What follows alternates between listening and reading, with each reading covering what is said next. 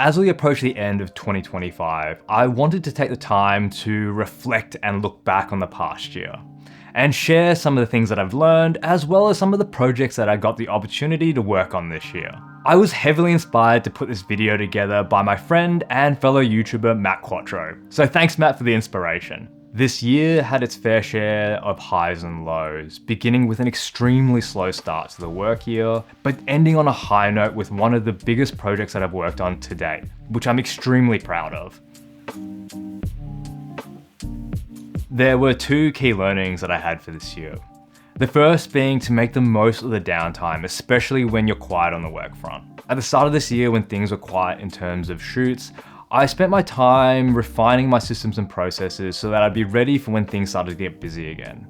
I also spent time upskilling and teaching myself DaVinci Resolve, as well as some color grading so that I was able to manipulate the image to where I wanted them to be. I feel that it's important to constantly be learning and upskilling so that you have more tools in your toolbox to solve problems with. And the second key takeaway for this year is to get better at scheduling in some me time when working on projects. I tend to find myself working late into the night on projects because I get quite tunnel visioned and I just want to get things done.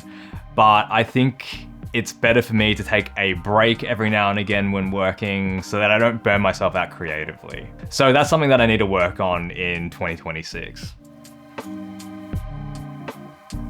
I was fortunate enough to work on some incredible projects with friends and new collaborators that I look forward to working with again in the future.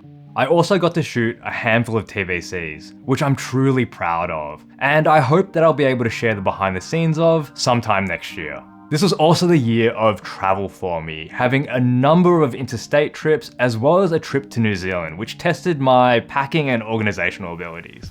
To round out the year, I was a DOP on one of the biggest projects that I've worked on to date, the web series First Kiss, which I was able to bring Matt Quattro on as my BCam operator as well as gaffer. I'm so immensely proud of what our small team was able to achieve over the 2 days of principal photography and then the month-and-a-half long process of post.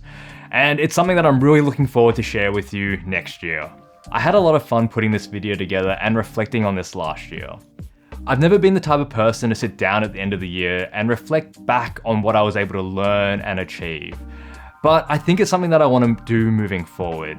And in putting this video together, I hope it keeps me accountable because I feel that reflection is a great way to grow as a creative.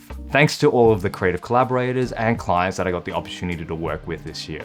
We crafted some amazing projects and I look forward to working with you again next year. As I wrap up this video, I'd like to say a big thank you to my subscribers, viewers, and people who commented on my videos this year. I'm hoping that I'll be a little bit more consistent with my video uploads next year.